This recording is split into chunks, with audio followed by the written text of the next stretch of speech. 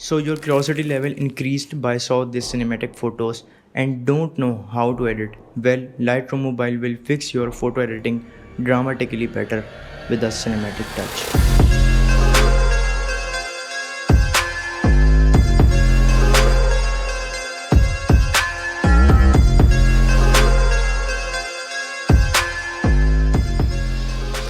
In this video, we are gonna break down how to turn boring picture into cinematic by using Lightroom Mobile. Lightroom Mobile में तुम same color grading कर सकते हो exactly like Premiere Pro. Now you can change your image whole mood with just these color wheels into cinematic. What is color grading? Well, अलग topic है फिर किसी दिन. But in short, add a specific tone that helps to create the image look more vibrant and natural. तुम notice करना most of the Hollywood films have teal, tilt and warm in their shadows. उनका shadows pure black नहीं होता. They add a specific tone in their shadows. और mainly उनका highlights भी pure सफ़ेद नहीं होता. मिड टोन्स मेनली उनका डीसैचुरेटेड होता है with a warm tone opposite of the shadows to add a contrast. So I will edit two boring pictures into cinematic and show the process with you and you will see the magic of Lightroom Mobile. So basically Lightroom Mobile में दो versions हैं. इसके free version में कुछ selective tools हैं जो कि lock हैं. तो मैं सिंपली Lightroom Mobile का पेड वर्जन यूज़ कर रहा हूँ. I mean you can download the paid version on internet easily. तो ऐप डाउनलोड करने के बाद तुम सिंपली लाइटरूम के ऐप पे आ जाओ. तुम्हें कुछ इस तरह का इंटरफेस मिलेगा. फ़ोटो को भी तुम्हें एडिट करनी है वो तुम अपलोड कर लो.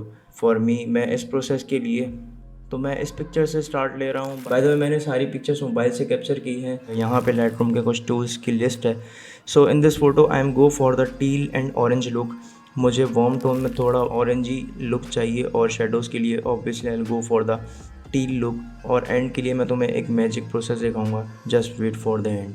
तो simply go for the light section जिसमें हम बेसिक करेक्शन कर लेते हैं. पहले मुझे इसकी हाईलाइट्स थोड़ी डिक्रीज़ करनी है. Decrease the contrast for the cinematic look. हमेशा कॉन्ट्रास्ट को थोड़ा लो रखो और जितना इमेज डीसैचुरेटेड होगा उतना ही सिनेमैटिक लगेगा. तो शेडोज़ के लिए मैं सिंपली थोड़ा डिक्रीज़ कर देता हूँ. लाइट सेक्शन में तुम बहुत माइनर डिटेल्स कर सकते हो. For add and contrast use S curves. Adjustment के लिए ये बेहतर है. So go for the S curves and add and contrast. So what is S curve? ये एक डेडिकेटेड वीडियो में मैं तुम्हें डिटेल से बताऊंगा. लिफ्ट करूंगा, हाईलाइट्स को मैं थोड़ा लिफ्ट करूंगा, शेडोज़ को मैं थोड़ा डाउन करूंगा. You can clearly see the difference of before and after using S curves. तो एस कर्व करने के बाद मैं सिंपली बेसिक एडजस्टमेंट करने के बाद मैं इसका कलर टोन सेट कर लेता हूँ. सो बेसिक एडजस्टमेंट करने के बाद तुम सिंपली इस ग्रेडिंग वाले टैब पे आ जाओ. So this is the tool where the magic has happens. So this is the colour wheel जिसमें तुम शेडोज़, मिड टोन्स, हाईलाइट्स और इवन ग्लोबल टोन अपनी इमेज के हिसाब से सेट कर सकते हो. जैसा कि मैंने कहा था मुझे टील लुक चाहिए तो शेडोज़ को मैं टील की तरफ रखूँगा और बहुत सटल है क्योंकि ये एक मोबाइल पिक्चर है तो 8 बिट फुटेज होती है इसकी. तो कलर्स को इतना हम कंप्रेस नहीं कर सकते जितना कैमरे में कर सकते हैं. सो मोबाइल के लिए इतना कलर्स मत भरना कि उसकी डिटेल्स ही गायब हो जाए. तो ब्लेंडिंग को मैं थोड़ा डाउन करूँगा. तो तुम अपनी पिक्चर के हिसाब से बैलेंस कर लो. थोड़ा सा बैलेंस को ऑपोजिट साइड की तरफ पुश करूँगा. तो this is good. Mid tones में जैसा कि मैंने कहा था कि मुझे वार्म टोन चाहिए. एक चीज़ तुम मुझे नोट कर रहोगे कि ये अंदर का स्लाइडर और बाहर का स्लाइडर क्या है. अंदर वाले स्लाइडर को पुश करोगे तो ये तो तुम्हारी इमेज को सैचुरेटेड करेगा और बाहर का स्लाइडर बेसिकली तुम्हारी इमेज का ह्यू चेंज कर रहा होता है. आई will go for the orange look. मुझे शेडोज़ का बिल्कुल ऑपोजिट चाहिए. हाईलाइट्स के लिए मैं बहुत सिंपल सा यहाँ पे ऑरेंज लुक की तरफ जाऊँगा. सो ग्लोबल टोन के लिए I will go for the teal look. अभी हम मास्क करके इस वार्म टोन को थोड़ा वाइब्रेंट कर लेंगे. तो ग्लोबल टोन के लिए I will go for the bluish. So this is done for the colour grading.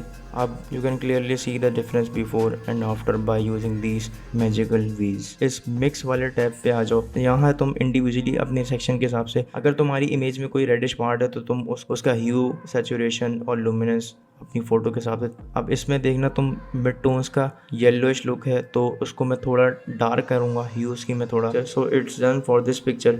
So you can clearly see the difference before and after. अब ये क्या किया मैंने कहा था ना होगा एंड में magic. So this is the light rays. Will talk in details in another video. तो पहली पिक्चर की तरह इसमें भी सेम वही प्रोसेस होगा.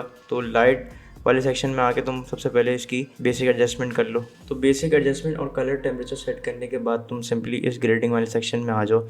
तो इसके लिए भी मैं सेम वही प्रोसेस फॉलो करूँगा जो मैंने पहली पिक्चर पे फॉलो किया है। तो शेडोज़ के लिए I will go for the luminous में ऑलरेडी सेट कर चुका हूँ, मुझे थोड़ा ज़्यादा चाहिए। बैलेंस में मुझे थोड़ा ब्लू टोन ज़्यादा चाहिए, तो शेडोज़ को मैं थोड़ा इंक्रीज़ कर दूँगा यहाँ पे। मिड टोन्स के लिए एग्जैक्टली वही same, warm side I will go for the warm. Balance I want the mode, तो मैं इसके स्लाइडर को थोड़ा डिक्रीज़ कर दूंगा। हाईलाइट्स को मैं थोड़ा सटल ही रखूँगा, आई डोंट वांट। और ग्लोबल टोन के लिए I will go for the blue. So this is it for the colour grading. It's a massive difference of before and after. तुमने देखा किस तरह एक बोरिंग पिक्चर एक सिनेमैटिक में कन्वर्ट हो गई। तो इस पिक्चर में मुझे अपने सब्जेक्ट पे थोड़ा ग्लो इफेक्ट देना है, तो उसके लिए सिंपली मैं एक मास्क ऐड करूँगा। तो go for the mask section at plus icon. तो मैं यहाँ पे सिंपली एक रेडियल मास्क ले रहा हूँ। तो मैं इस पूरे सेक्शन को कवर करूँगा क्योंकि मुझे यहाँ पे पूरा वो ग्लो इफेक्ट चाहिए।